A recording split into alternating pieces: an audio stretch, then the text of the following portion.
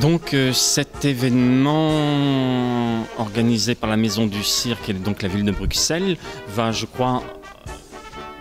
toucher diverses activités. Et donc nous, avec l'école du cirque de Bruxelles et Vincent Wauters, nous allons faire l'ouverture, me semble-t-il, de ce festival.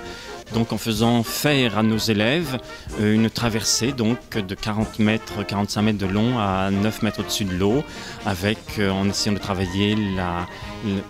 pas uniquement que la technique de marche avec quelques figures qui serait une chose assez triste et bassement technique, mais en leur faisant travailler de l'émotion, de la vie, de la présence, et donc d'intégrer cette nouvelle école à la vie du cirque sur Bruxelles, qui est une vie très importante, qui est maintenant générée, aussi développée par la Maison du Cirque, qui donne de plus en plus d'essor à cette activité de cirque et de travail de funambule sur la Belgique et Bruxelles.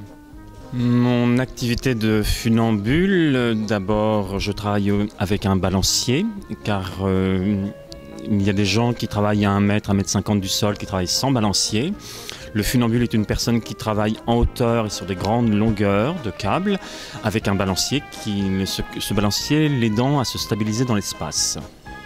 L'activité de funambule est une passion des espaces, des grands espaces, de la hauteur, car généralement un funambule travaille sur des grandes longueurs, grandes hauteurs, et généralement le funambule, pour moi, doit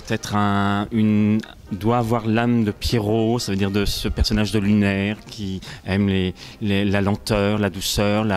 et l'odeur du vent, car là-haut on est très sensible à tous les éléments et donc généralement aussi à l'air et au vent.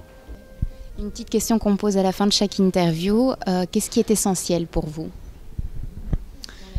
Qu'est-ce qui est essentiel dans la vie ? La vérité, c'est une des choses que l'on apprend surtout sur le fil, c'est être le plus sincère et le plus honnête avec soi-même, et c'est ce que j'essaye de faire développer à mes élèves et de leur faire accepter, ce qui est parfois une chose qui n'est pas évidente. Et pour cette sincérité, cette vérité leur permet d'accepter la peur, d'accepter le vide, d'accepter les éléments extérieurs. Voilà ce qui est pour moi la chose la plus essentielle dans la vie maintenant.